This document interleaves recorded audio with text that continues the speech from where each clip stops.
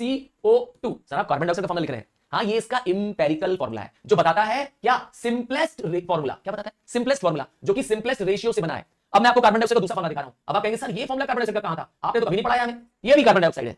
अब तुम कहोगे सर ये जो फॉर्मूला है C2O4 इसमें देखिए 2 कॉमन फैक्टर है, देखिए 2 कॉमन फैक्टर है, तो इससे क्या पता चला कि ये सिंपलेस्ट रेशियो नहीं है। इसमें जब CO2 लिख रहे हैं, अब इसके आगे इसके एलिमेंट्स का रेशियो और सिंपल नहीं हो सकता। देखा कार्बन 1 है ऑक्सीजन 2 है, खत्म। जबकि इसमें किया मैंने तो C2O4 कार्बन को और ऑक्सीजन को क्या कर सकते हैं, अभी सिंपल बना सकते हैं। तो जब क्या हो सिंपलेस्ट रेशियो गिवन हो तो समझ जाइए कि वो इंपेरिकल फॉर्मूला है, और जब क्या हो एक्चुअल नंबर, क्या कीवर्ड है, एक्चुअल नंबर ऑफ एटम्स दिए हो तो समझ जाओ वो मॉलिक्यूलर फॉर्मूला दिया है।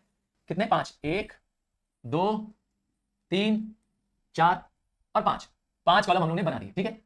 पहले कॉलम में क्या लिखेंगे एलिमेंट, दूसरे कॉलम में परसेंटेज, तीसरे कॉलम में एटॉमिक वेट, चौथे कॉलम में एटॉमिक रेशियो और पांचवें और आखिरी कॉलम में सिंपलेस्ट रेशियो। ठीक, चलो ये तो हो गया, आपकी स्टेप रिपीट करा दिया मैंने। आइए आपसे क्या कह रहा है, कार्बन है पहला एलिमेंट इसका, चलिए पुट कर दीजिए कार्बन, परसेंटेज दिया हुआ है 54.54%। सेकंड एलिमेंट कौन है, हाइड्रोजन, स्पेस दे दीजिएगा प्लीज, स्पेस दे दीजिएगा, जगह छोड़ के लिखिएगा। हाइड्रोजन कितना है 9.09। लास्ट कौन है ऑक्सीजन 36.36%। अच्छा आप टोटल करिएगा ना परसेंटेज को तो आपका हमेशा आंसर 100% ही होगा। तो वेट दिया हुआ है, कार्बन का वेट हमको पता ही है, नहीं भी देगा तो कार्बन पता है, हाइड्रोजन का पता है, ऑक्सीजन का पता है। आइए स्टार्ट करते हैं, ध्यान से देखिएगा पूरी बात को।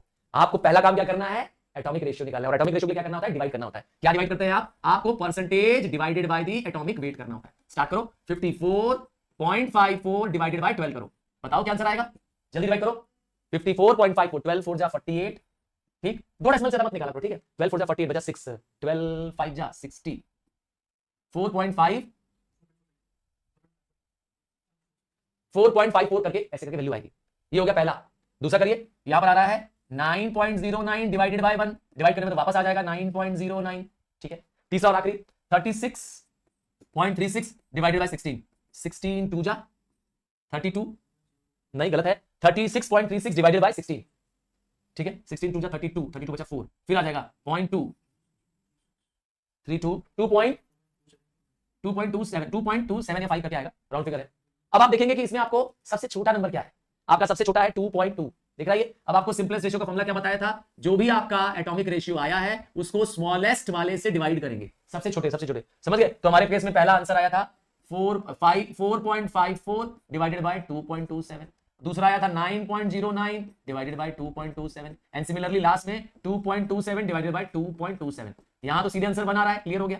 यहां पे क्या आएगा 2 आ रहा है, ये भी क्लियर है, देखिए 2 को 2 से करेंगे, और यहां पे कितना आ रहा है, यहां पर आ रहा है 4, कार्बन 2 है, कैसे पता चला, कार्बन के सामने 2, तो आपका इंपेरिकल फॉर्मूला आ गया C2, ऑक्सीजन के सामने कितना लिखा है 4, तो O4H4 सॉरी C2H4 और O के सामने कितना है 1, सो O सिंपली। तो ये है आपका इंपेरिकल फॉर्मूला, कोई बात नहीं, इंपेरिकल फॉर्मूला तो सिंपल था, ये तो आता था। अब इसी को कन्वर्ट करते हैं मॉलिक्यूलर फॉर्मूला में। तो मॉलिक्यूलर फॉर्मूला से पहले हमको निकालना होता है n, और n का फॉर्मूला क्या होता है, मॉलिक्यूलर मास या weight divided by empirical weight. ये जो इंपेरिकल फॉर्मूला आ गया है इसी से हम निकालेंगे इंपेरिकल वेट। इंपेरिकल वेट निकाल दिया, कैसे निकालेंगे इंपेरिकल वेट, इंपेरिकल फॉर्मूला का ही ग्राम मॉलिक्यूलर मास या रिलेटिव मॉलिक्यूलर मास क्या कहलाता है, इंपेरिकल वेट कहलाता है। क्लियर है। अब आपके पास क्या दिया हुआ है, आपको वेपर डेंसिटी दी हुई है, फिर से देखिए वेपर डेंसिटी दी हुई है, और हमने फॉर्मूला बताया था molecular mass is equal to 2 into vapour density. ये है मॉलिक्यूलर मास या वेट का फॉर्मूला, तो 2 इनटू वेपर डेंसिटी। अब आपका आंसर बच रहा है सिर्फ 2, तो n क्या आ गया 2। अब आप करेंगे molecular formula is equal to empirical formula multiplied by n। n कितना आया 2, सो आपके पास इंपेरिकल फॉर्मूला दिया हुआ है C2H4O, इन पूरे को मल्टीप्लाई करिए 2 से, सो फाइनली आपका फॉर्मूला हो जाएगा C4H8O2।